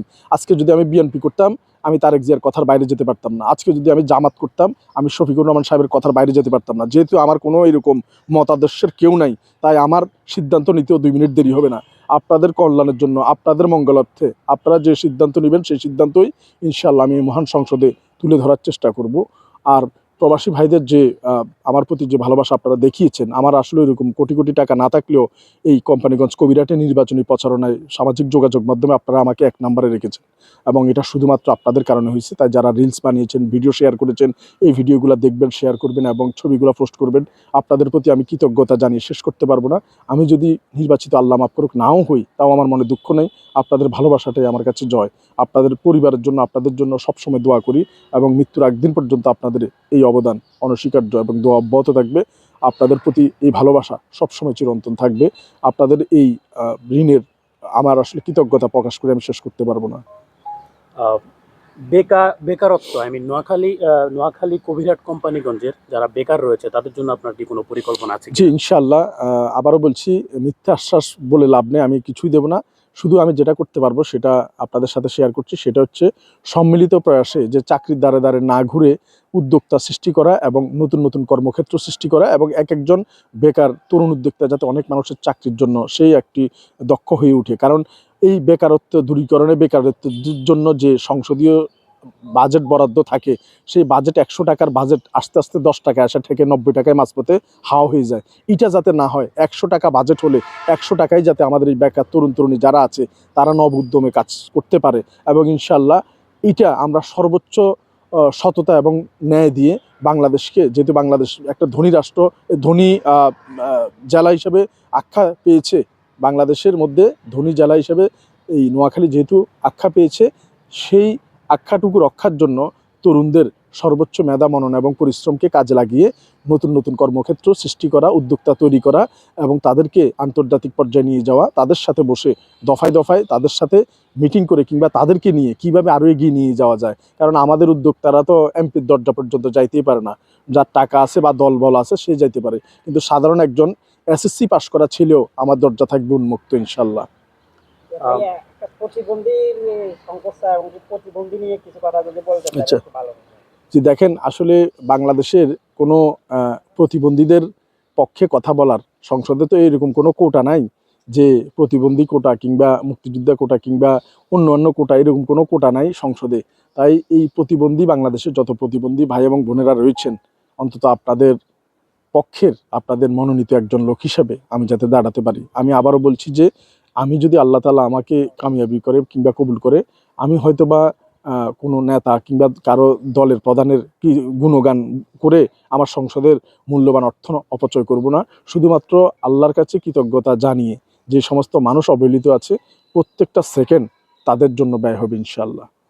মাদক, জুয়া, চাঁদাবাজদের যে একটা আবির্ভাব থাকে একটা আসনের মধ্যে, সেই ব্যাপারে আপনি কোনো পদক্ষেপ নেবেন কিনা? জি, মাদক, জুয়া এগুলা তো হয় দল থেকে। কারণ আপনার যে যারা একদম রাস্তা, একদম তৃণমূলের ছেলে, তাদেরকে কিন্তু একটা ধমক দিলে কিংবা 4 জন 5 জন মানুষ গেলেই কিন্তু তারা নির্মূল হয়ে যায়। কিন্তু যারা দল থেকে মাদক পরিচালনা করে সেটা আপনি কিভাবে রক্ষা করবেন? কারণ ওসি সাহেব যদি ওকে অ্যারেস্ট করে, উপরে ওই স্থানীয় নেতা ফোন করবে, এমপি সাহেবের পিএস ফোন করবে, এমপি সাহেব ফোন করবে, অস্ত্রসহ ধরা পড়লেও তাকে ছেড়ে দেওয়ার ফোন আসে। আর আমাদের এজেন্ডা হচ্ছে, যদি অস্ত্রসহ ধরা পড়ে, এটা যদিও আমার বলা ঠিক হচ্ছে না, কিন্তু আমি তারপরেও বলছি যে শুট হিম, যে সরাসরি শুট করার অনুমতি থাকবে পুলিশের, যে বেঁচে থাকার তার কোনো অধিকার নেই। এবং মাদক তো কোনো প্রশ্নই আসে না, মাদক যে দলেরই হোক, সে যে দলেরই হোক, দ্রুত প্রথমে নির্দেশনা থাকবে মাদক কিংবা সন্ত্রাসীর জন্য স্থানীয়রা প্রথমে আগে উত্তম মধ্যম দিয়ে তার অবস্থা শোচনীয় করে তারপরে পুলিশে সোপর্দ করবে। বাকিটা আমরা দেখবো ইনশাল্লাহ, প্রশাসন দেখবে, আমি দেখবো, আমি নেতৃত্ব দিব। যদি কোনো মাদক সন্ত্রাসী চিন্তায় চাঁদাবাজ ধরা পড়ে, প্রথমে জনগণ আগে ভালো করে উত্তম মধ্যম দিয়ে দিবে, তারপর বাকিটা প্রশাসন দেখবে। কোনো ধরনের বিন্দুমাত্র সুযোগ নেই কোনো দলের লোক আকাম কুকাম করে পার পেয়ে যাওয়ার কোনো ধরনের সুযোগ নেই ইনশাল্লাহ। এই যে নির্বাচনী প্রচারণা শুরু হয়েছে, করছেন, তো কবিরহাট কোম্পানিগঞ্জ থেকে কিরকম সাড়া পাচ্ছেন সেটা যদি একটু- জি, আসলে আমার এখানে তো বিশাল বড় বড় মানুষকে খাওয়ানোর মতো আহ, কোনো, এটাকে কি বলে যে নোয়াখালীর ভাষায় জিয়াফত বলে, চট্টগ্রামের ভাষায় মেজবান বলে, আবার স্বাভাবিক সাধু ভাষায় দাওয়াত বলে, এরকম আমি হাজার হাজার মানুষকে দাওয়াত করে খাওয়ানোর মতো আমার অ্যাবিলিটি নাই। এবং দোকান উন্মুক্ত করে দেওয়া, যে যা মন চায় খান, এরকম করার ক্ষমতাও আমার নাই। তবে কোম্পানিগঞ্জ নোয়াখালীবাসীর মানুষের যে ভালোবাসা দেখেছি, মানুষ যে নিঃস্ব অসহায় বেয়ারিশ মানুষগুলো, আমি কোটিপতি কিংবা লাখপতির কথা বলছি না, যে সমস্ত অসহায় বেয়ারিশ নিঃস্ব মানুষরা আছে, তাদের যে ভালোবাসা দেখেছি, বুকে জড়িয়ে নেওয়া। কিন্তু অন্যান্য এলাকার মানুষও যে শকত ভাই আপনার এলাকার ভোটার না, কিংবা যদি আপনার এলাকায় আসতে পারতাম তাহলে আপনার জন্য কাজ করতে পারতাম, আমি সবাইকে না করে দিয়েছি যে কেউ আসার দরকার নাই, শুধু দূর থেকে দোয়া করেন। এবং সত্যিকার অর্থে যারা নিরীহ মানুষ, যেমন এই একজন প্রতিবন্ধী ভাই, এরকম অসহায় অনেক মানুষ মন থেকে দোয়া করে, জড়িয়ে ধরে, এবং অনেকে জড়িয়ে ধরে চোখের পানি পর্যন্ত ফেলেছে। তো আসলে আমি এতটুকু যোগ্য না, আমি আল্লাহ মাফ করুক হেরে গেলেও আমার মনে দুঃখ নাই, এই মানুষগুলোর ভালোবাসা পেয়েছি আমি, এবং এটা যাতে আমার মৃত্যুর পরের জীবনের জন্য পাথেয় হয়ে থাকে, এটাই ইনশাল্লাহ। শেষ একটি প্রশ্ন, পুরো বাংলাদেশের মানুষ, কবিরহাট কোম্পানিগঞ্জ প্রবাসীরা যারা রয়েছেন, প্রত্যেকে আপনাকে চিনে মানবিক শৌকত হিসেবে, আপনি মানবিক কাজের জন্য সেরা। জি, তো এই যে মানবিক কাজের যে বিষয়টি, সেটিকে আপনি শেষ নিঃশ্বাস পর্যন্ত ধরে রাখবেন কিনা? জি ইনশাল্লাহ। আসলে নির্বাচন তো শুধুমাত্র ছোট্ট একটা বিষয়, যে আমি যদি পবিত্র কোরআনের উদ্ধৃতি দিয়ে বলি, যে মহান আল্লাহ তাআলা বলেছেন যে এই দুনিয়া হচ্ছে খেলা তামাশা ছাড়া, পবিত্র কোরআনে বলেছে, আবার বলছি যে দুনিয়া হচ্ছে খেলা তামাশা, এবং এই পৃথিবীকে একটা আহত মাছির পা ভাঙা মাছির ডানার সাথে তুলনা করেছে। তো এটা আসলে কত ছোট, কত ক্ষুদ্র, এবং এই পুরো পৃথিবীটা হচ্ছে খেলার তামাশা। এই খেলার তামাশার মধ্যে একটা অংশ হচ্ছে নির্বাচন। তো এটাই আমাদের অনন্তকালের জীবন নয়। এই নির্বাচন, এরকম শত শত নির্বাচন আসবে যাবে, কেউ জিতবে কেউ হারবে, এটাকে আমি বড় করে দেখি না। আমি বড় করে দেখি মানবতাকে, মনুষ্যত্বকে, যেটা আমার পরের জীবনেও কাজে আসবে। এবং গতকালকে আমি একটি জায়গায় গিয়েছি, আজকে আমার হয়তো ভিডিওটা অনেকে দেখে থাকবেন, যে একটি একদম জীর্ণ শীর্ণ একটি রাস্তাও নেই, জমির মাঝখান দিয়ে ছোট্ট একটি আইল দিয়ে হেঁটে যেতে হয়, এবং ঝোপঝাড় সরিয়ে সেই ঘরে ঢুকতে হয়, ঝুপড়ি ঘর। সেই ঘরে একটি মায়ের দুটি স্তন, অল্প বয়সী একটি মায়ের দুটি স্তন পচে লক্ষ লক্ষ পচন ধরে পোকা পড়ে একেবারে খুব ভয়ঙ্কর অবস্থা হয়ে গেছে, পচা দুর্গন্ধ সহ। ছোট ছোট 4টি বাচ্চা ওই ঘরে, অনবরত ওই মহিলা কেঁদেই চলছে 24 ঘন্টা যন্ত্রণায়। তার মৃত্যুই একমাত্র এই যন্ত্রণা থেকে তাকে মুক্ত করে দিতে পারে। আর তার সাথে সাথে এই ছোট ছোট 9 মাসের, 3 বছরের, 5 বছরের এই যে ছোট ছোট 4টি বাচ্চা, তারাও মায়ের সাথে কাঁদছে। তো এই জায়গায় কোনো জনপ্রতিনিধি কিংবা কোনো বিত্তবান কেউ এগিয়ে আসে নাই, যায় নাই, কিংবা সেই মানুষগুলো, তার স্বামী একজন দিনমজুর, তার কাছে অর্থকড়িও নেই যে হাসপাতাল পর্যন্ত নিয়ে যাবে। এই যে ভিতরেরগুলো, আমি গতকালকে সারা রাত, বিশ্বাস করবেন না, আমি কেঁদেছি। এবং আমি ওই জায়গায় গিয়ে, আমি ক্যান্সার আর কিডনি ফেলিওর রোগীদের যে 10,000 টাকা করে দিতাম, সেই জায়গায় আমি এখানে আমার কাছে আর ওইরকম আসলে অ্যাবিলিটি ছিল না। আমি 20,000 টাকা দিয়ে আসছি। দিয়ে আসার সময় আমি মনে মনে ওইখানে বলেই ফেলছি যে আমার এই নির্বাচনের দরকার নাই, নির্বাচন আমার না হইলে চলবে। মানুষগুলোর যে এরকম অবস্থা, আমি যদি নির্বাচিত হই, কোনো মানুষ যদি এরকম ঝুপড়ির মধ্যে কাঁদে নীরবে, আল্লাহ আমাকে ক্ষমা করবে না। এটা অনেক বড় একটা দায়িত্ব। তাই এই মানুষগুলোর কান্না দেখে আমি অনেকক্ষণ কেঁদেছি। আমারও দুঃখ নেই, আমি না হলেও আমার কোনো সমস্যা নেই, কিন্তু আল্লাহর কাছে একটি চাওয়া, মৃত্যুর আগের দিন পর্যন্ত এই মানুষগুলোর পাশে যাতে থাকতে পারি। কারণ এই 4টা ছোট ছোট বাচ্চা, তার মা সহ, সারা রাত ধরে এইভাবে কেঁদেই চলছে। এই কান্না থামার নয়, এই কান্নাটা মুছে দেওয়ার দায়িত্ব আমার আপনার সকলের। যদি আল্লাহ পাক কোনোদিন সুযোগ দেয়, আরও বড় পরিসরে চেষ্টা করব। আমার জন্য আপনারা দোয়া করেন, দোয়াটাই হচ্ছে অনেক বড় জিনিস। এই মানুষগুলোর জন্য যাতে মৃত্যুর আগের দিন পর্যন্ত কিছুটা হলেও কান্না মুছে দেওয়ার মতো আল্লাহ ক্ষমতা দেয়। এই আসনটা যদি পাই, তাইলে রাস্তার এই পচা গলা বেয়ারিশ মানুষরা, তারা জিতে যাবে, তারা সংসদে যাইতে পারবে। হয় তাদের নিয়ে কথা বলবো, আর নইলে সংসদ থেকে পদত্যাগ করে ঘাট ধাক্কা খেয়ে বাইরে যাব। এই মানুষটা যদি আমাকে নির্বাচিত করেন, অন্তত 300 জন এমপির মধ্যে আপনারা গর্ব করার মতো একজন মানুষ পাবেন। এই শেষবারের মতো চেষ্টা করি, হতে পারে এটাই প্রথমবার, হতে পারে এটাই শেষবার, জানি না ভাগ্যে কি রাখছে। তবে কেউ ভোট দিয়ে বানাবে এই চিন্তা করি না, তাওয়াক্কাল তো আল্লাহ। আল্লাহ যদি কোনো মানুষের দোয়া কবুল করে, অন্তত 1,000 মানুষও যদি ভোট দেয়, 5.5 লাখের মধ্যে 1,000 মানুষ ভোট দিলে আমি খুশি মনে চলে যাব। আমার আর চাওয়ার কিছু নাই। তাই বিচার আপনাদের হাতে, যে যারা, আমার কোনো হুন্ডা নাই, গুন্ডা পান্ডা নাই, কোনো কেন্দ্র নাই, প্রত্যেক কেন্দ্রে 2 জন করে যে মানুষ বসাবো, এদের 1,000 টাকা করে দিল 9 লাখ টাকা আসে, এই টাকাটাও আমার কাছে নাই। তাই আমার যে কাজ, পচা গলা মানুষের সেবা করা, এই অ্যাম্বুলেন্স দিয়ে বিনামূল্যে সারা বাংলাদেশে লাশ পাঠানো, মানুষের হাত পা লাগা দেওয়া, হুইল চেয়ার দেওয়া, এই কাজের মধ্যে আছি, এই কাজের মধ্যে থাকতে চাই। তবে এই মানুষগুলোর জন্য যদি বাংলাদেশে বড় পরিসরে করতে হয়, তাহলে সংসদের বিকল্প নাই। আমি আমার প্রতিষ্ঠানে অনেক বড় বড় সাংসদ থেকে শুরু করে অনেক বড় বড় মানুষ আনছি, এই কথা বলে এই ভুলে যায়। তাই এই মানুষগুলোর জন্য একবার আমি চেষ্টা করে দেখছি, যদি দয়া হয়, আপনাদের ছেলে ছোট ভাই মনে করেন, আমাকে একবার সুযোগ দেওয়ার অনুরোধ রইল। প্রিয় নোয়াখালীবাসী, আপনারা অবশ্যই দোয়া করবেন। আর কোম্পানিগঞ্জ কবিরাটবাসী, আপনারা একটু আমার প্রতি যদি একটু চিন্তা করেন, তাওয়াক্কাল তো আল্লাহ। গুন্ডা নেই, পান্ডা নেই, কিংবা নেই মোটরসাইকেল সুনাম, কিংবা নেই রাজনৈতিক ক্যাডার, আছে মানবিক একটি মন, যার মাধ্যমে সেবা করতে চান নোয়াখালীর কোম্পানিগঞ্জের সাধারণ মানুষের সেবায়। তিনি নির্বাচিত হলে তিনি শপথ করে বলেছেন, একজন সংসদ সদস্যের দুর্নীতি তো দূরের কথা, তিনি মাসিক যে ভাতা পাবেন, সে ভাতাটি উৎসর্গ করবেন নোয়াখালীর কোম্পানিগঞ্জ মানুষের জন্য। তিনি নির্বাচিত হলে তিনি শপথ করে বলেছেন, বাংলাদেশে তিনি একটি বেওয়ারিশ হাসপাতাল গড়তে চান।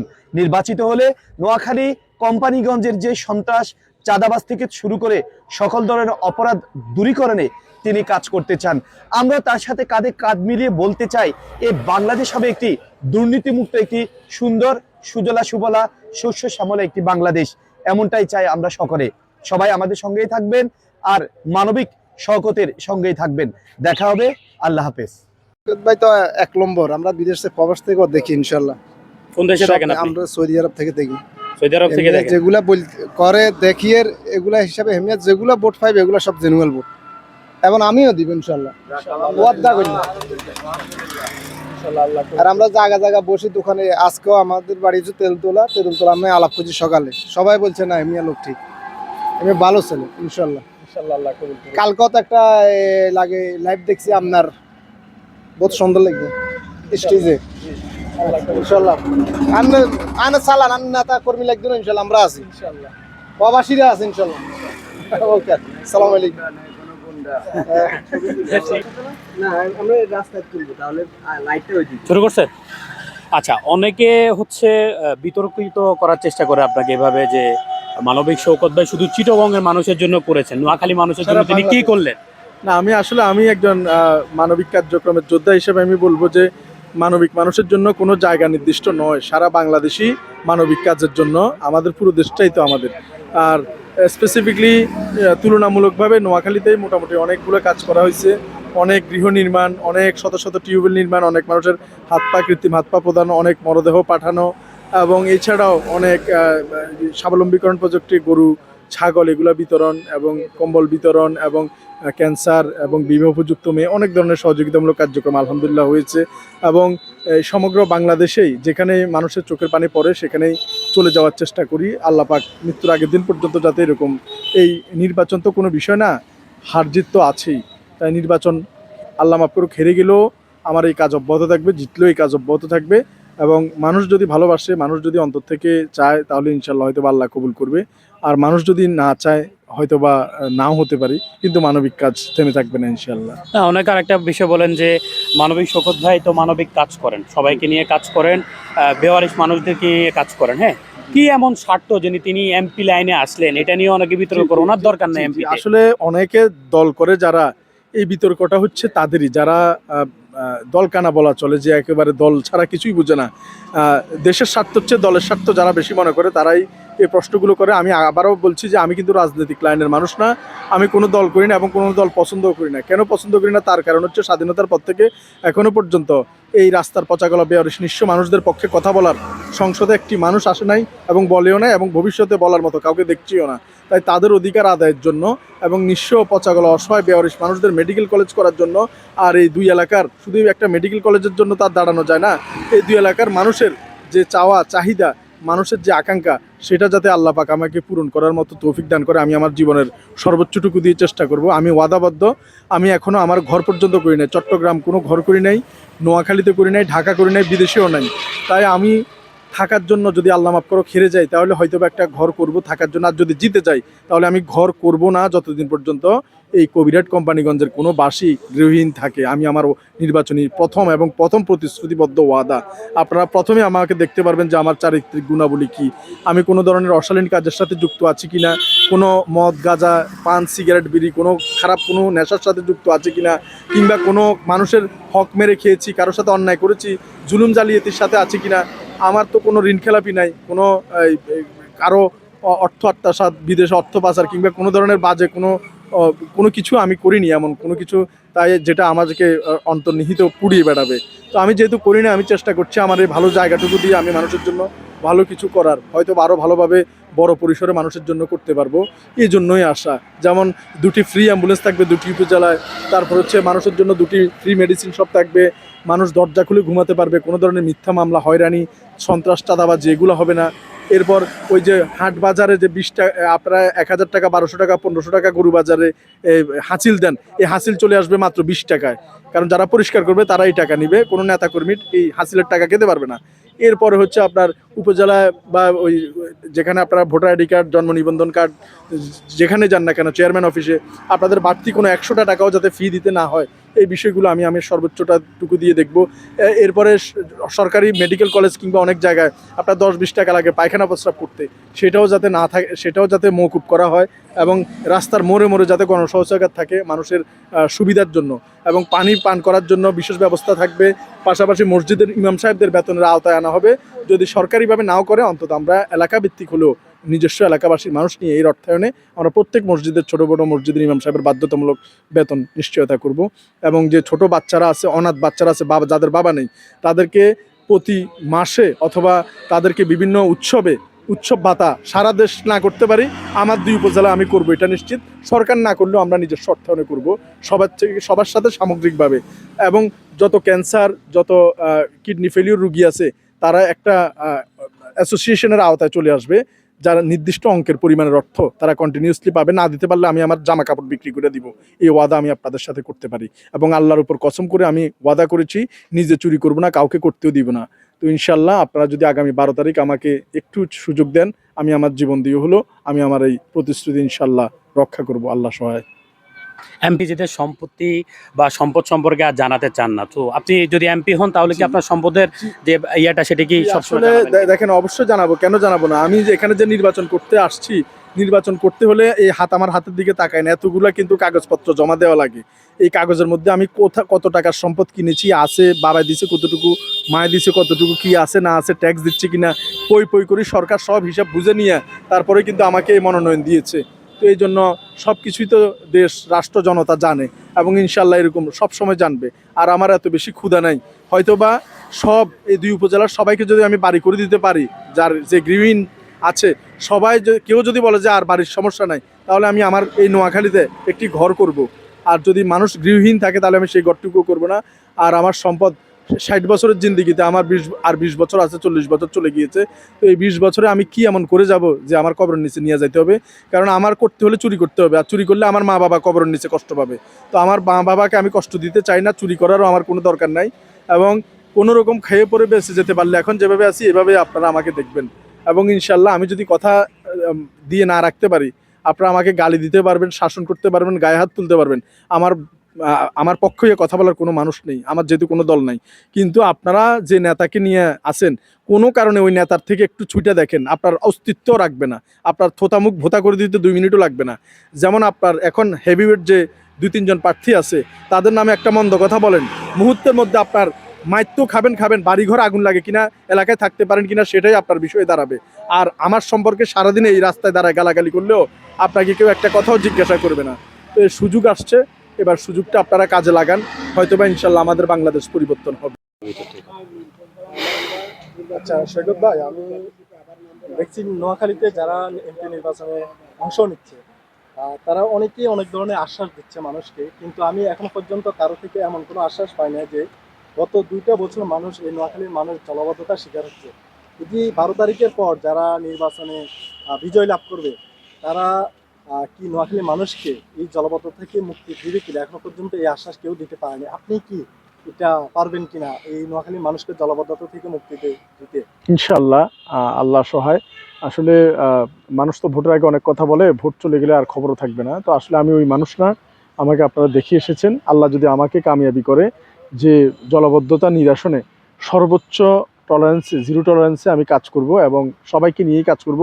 এক সিদ্ধান্তে কোনো কিছুই হবে না, আপনাদেরকে নিয়ে ইনশাল্লাহ কাজ করব। এবং বিশেষ করে রিক্সাওয়ালার দোকান নামক এলাকায় যে বাঁধের সমস্যা বা পানীয় সংক্রান্ত নিমজ্জিত হয়, মানুষ প্লাবিত হয়, সেটা যাতে না হয়, সেখানে একটি ড্যাম প্রকল্প বসিয়ে সেখানে সুইচ গেটের মতো অবস্থান তৈরি করে দিয়ে যাতে 2 পক্ষেরই যাতে ক্ষতি সাধন থেকে মানুষ বাঁচে, এই ব্যবস্থাটা সর্বাগ্রে আমরা 2টা জায়গায় সর্বপ্রথম জলাবদ্ধতার জন্য কাজ করব। 2টি জায়গায় সর্বপ্রথম, একটি হচ্ছে মুসাফুর সুইচ গেট, আর একটি হচ্ছে রিক্সাওয়ালার দোকান ড্যাম প্রকল্প। এই 2টি নিয়ে যদি আল্লাহ পাক কবুল করে সর্বপ্রথম কাজ করবো ইনশাল্লাহ। এবং আপনাদের সাথে নিয়ে 100 টাকা যে বাজেট হবে সংসদ থেকে, সেই 100 টাকায় যাতে এখানে কাজে লাগে, মাঝখান থেকে 90 টাকা যাতে না হারিয়ে যায়, আমি আমার সর্বোচ্চটুকু ইমানদারিত্বের সাথে আপনাদের নিয়ে কাজগুলো করবো ইনশাল্লাহ। আচ্ছা, মাশাআল্লাহ। আসসালামু আলাইকুম। নিজের মতন করে চলতে, সাধারণ ভাবে চলতে, কোনো গাছ নাই, প্রশাসন নাই, কোনো কিছু নাই।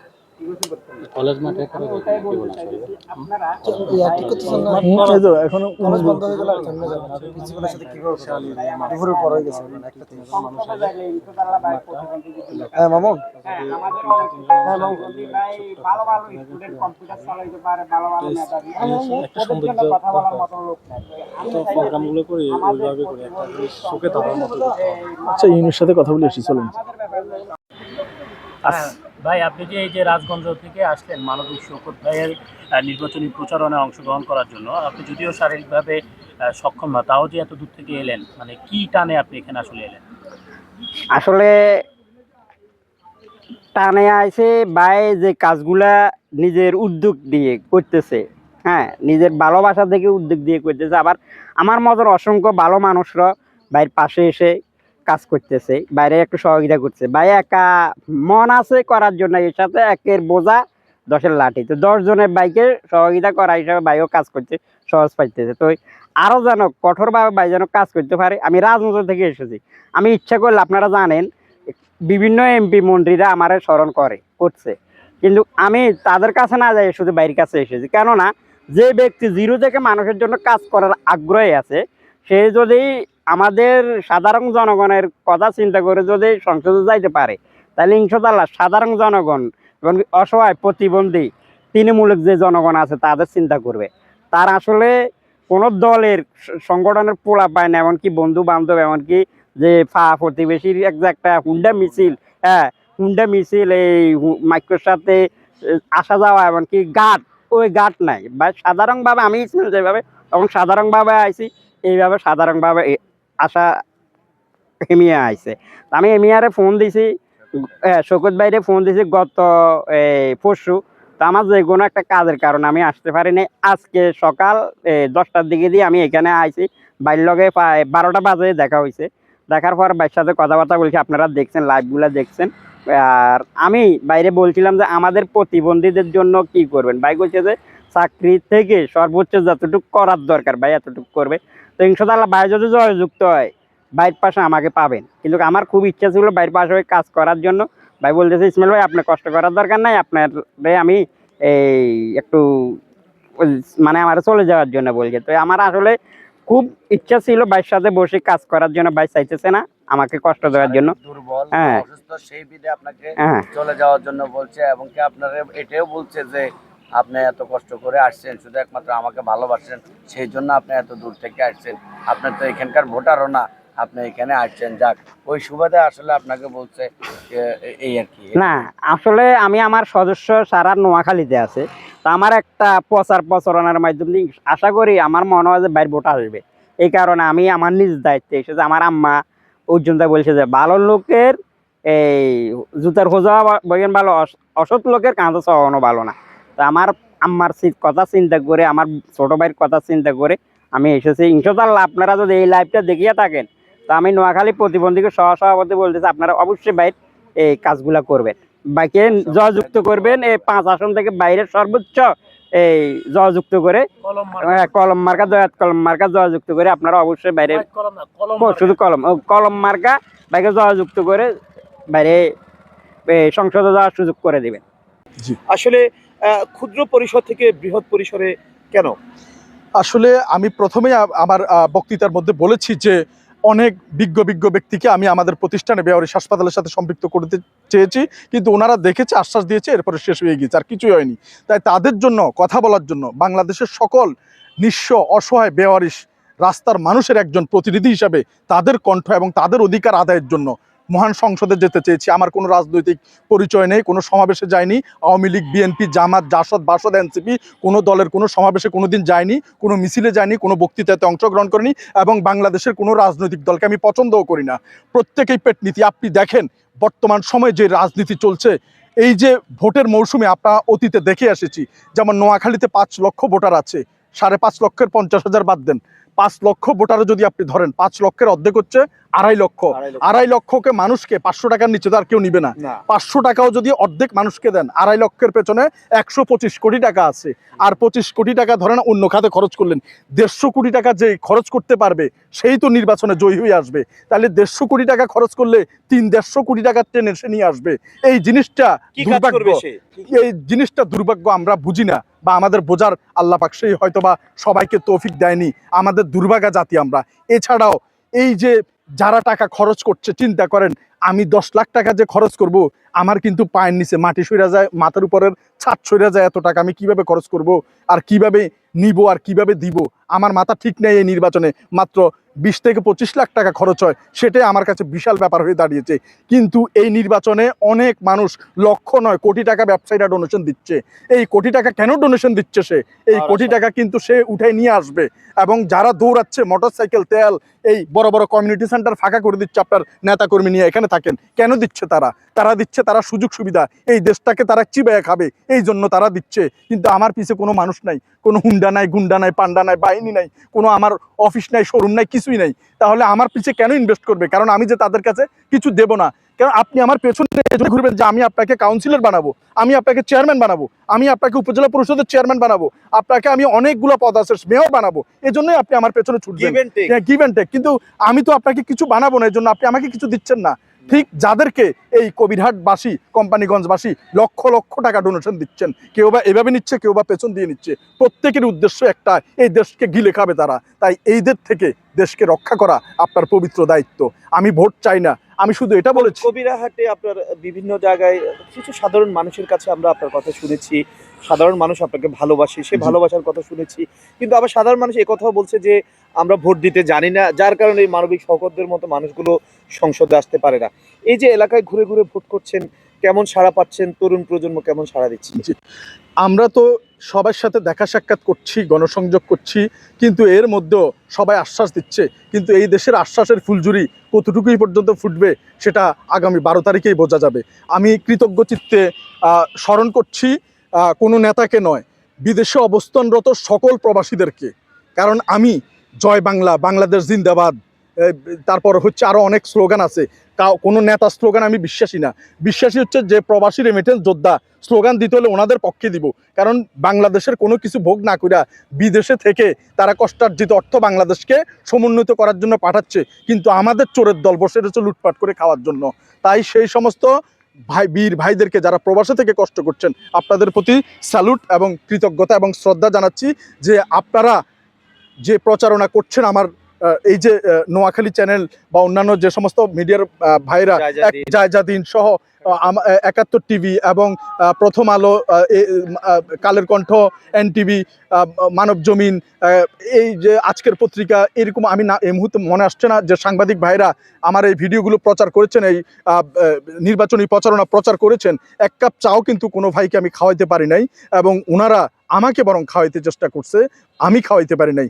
এই যে নিঃস্বার্থভাবে সাংবাদিক ভাইদের এই প্রচেষ্টা, নিঃসন্দেহে এটা আমাদের জন্য, আমাদের দেশের জন্য একটি আশাদিক জাগনীয় অবস্থা তৈরি হবে ইনশাল্লাহ।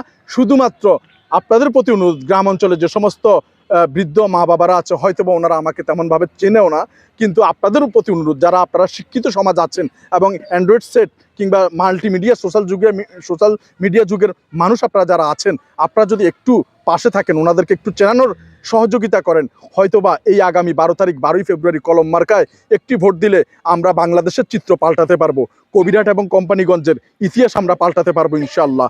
আমার কোনো হুন্ডা পান্ডা গুন্ডা নাই যে যাকে আমি কমিশনার দিতে হবে, মেয়র বানাতে হবে, উপজেলা চেয়ারম্যান বানাতে হবে। আপনারা শুধু এটা মনে রাখেন, শক্তি এবং ক্ষমতা থাকলে রিক্সাওয়ালাও গিয়েও মহান সংসদে কথা বলতে পারবে, এবং তার পেছনে সকল ক্ষমতা শক্তি থাকবে যে রিক্সাওয়ালার পক্ষেও সম্ভব মহান সংসদে গিয়ে কথা বলা এবং দাঁড়িয়ে যোগ্যতা অর্জন করে প্রতিনিধিত্ব করা। কিন্তু দুর্ভাগা জাতি আমরা, যত বেশি যার নামে মামলা আছে, যার নামে হামলা আছে, গুন্ডামি আছে, যার নামে বিদেশে রপ্তানি বাজে রেকর্ড আছে, কিংবা যারা টাকা আত্মসাতের পেছনে আছে, কিংবা যারা ঋণ খেলাপি আছে, আমরা ঘুরে ফিরে বাংলাদেশের 300 আসন তাদের দিয়ে ভরে দিচ্ছি।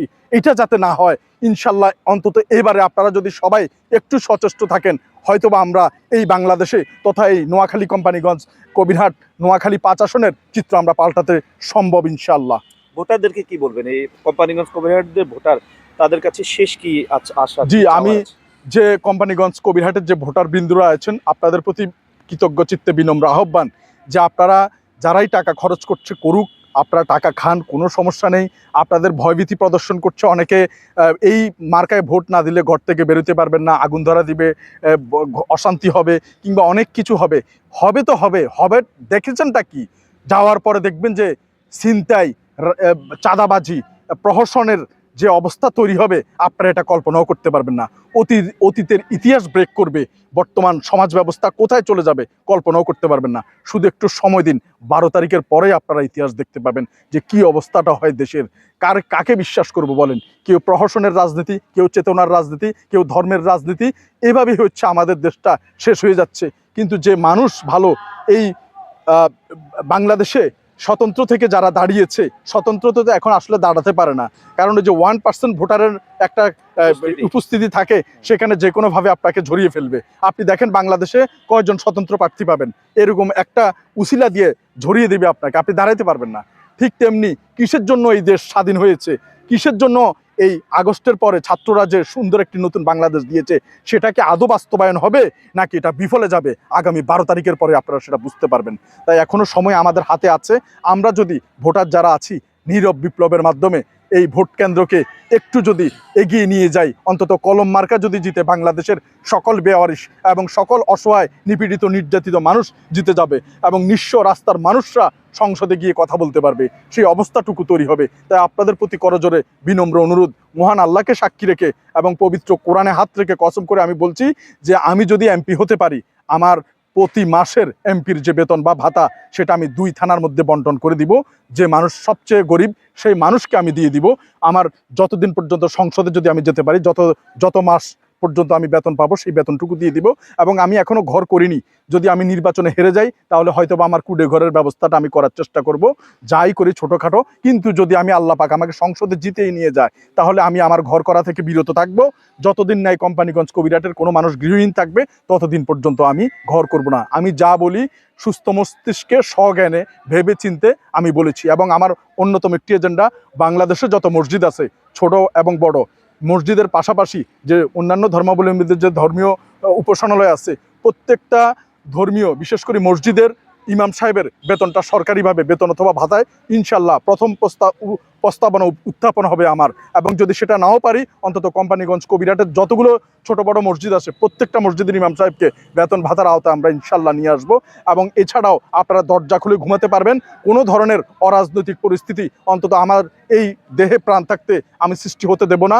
কোনো ধরনের অবৈধ হামলা মামলা কিংবা মিথ্যা মামলা, রাজনৈতিক প্রহসন, এগুলা কিছুই আমার এলাকায় আমি হতে দেবো না ইনশাআল্লাহ। হয় আমি থাকবো, না হলে চাঁদাবাজি টেন্ডারবাজি এই মাস্তানি বাহিনী থাকবে ইনশাআল্লাহ। সবাই আমার জন্য দোয়া করবেন। এছাড়াও আমাদের অনেকগুলো নির্বাচনী প্রতিশ্রুতি আছে, যেটা আমি পারবো না, সেটা আমি মিথ্যা আশ্বাস আপনাদের দিতে পারবো না। আমি যদি যে কাজটা না পারি, সেটা এই 2 থানার যারা স্বাবলম্বী আছে, অর্থনৈতিকভাবে সচ্ছল আছে, তাদের থেকে চাঁদা নিয়ে হলেও আপনাদের মাধ্যমে ফান্ড গঠন করে সরকারি তহবিল পৌঁছানোর আগে আপনাদের কাজগুলো আমি করে ফেলবো ইনশাল্লাহ।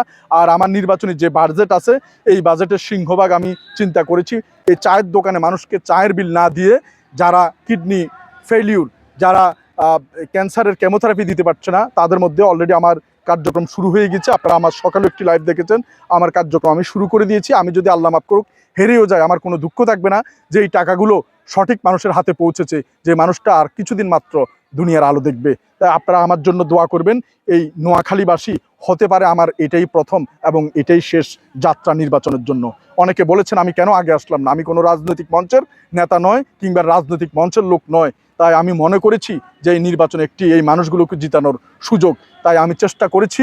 আপনারা যদি আমার পাশে থাকেন, আবারও কৃতজ্ঞতা প্রকাশ করছি বাংলাদেশের সকল প্রবাসী ভাইদেরকে এবং যে সমস্ত ভাইরা, মিডিয়ার ভাইরা নিঃস্বার্থভাবে এই প্রচারণাগুলো চালাচ্ছেন এই ভালো কাজে, এই নিঃস্ব মানুষকে জিতিয়ে দেওয়ার জন্য, বাংলাদেশের বেওয়ারিশ মেডিকেল কলেজ স্থাপনের জন্য। যদি আমি জিতে যাই, আমার কলম জিতে যায়, হয়তোবা এই বাংলাদেশে একটি বেওয়ারিশ মেডিকেল কলেজ রচিত হবে। আর আমি যদি হেরে যাই, আমার কলম হেরে যায়, হয়তোবা বাংলাদেশের এই বেওয়ারিশ মানুষদের শেষ ভরসার প্রদীপটুকু নিভে যাবে। তাই আপনারা সবাই যার যার জায়গা থেকে দোয়া করবেন, অন্যকে মেসেজ দিবেন এবং নীরব বিপ্লবের মাধ্যমে 12 তারিখ কলম মার্কাকে জয়যুক্ত করার জন্য আপনারা যার যার জায়গা থেকে এগিয়ে আসবেন।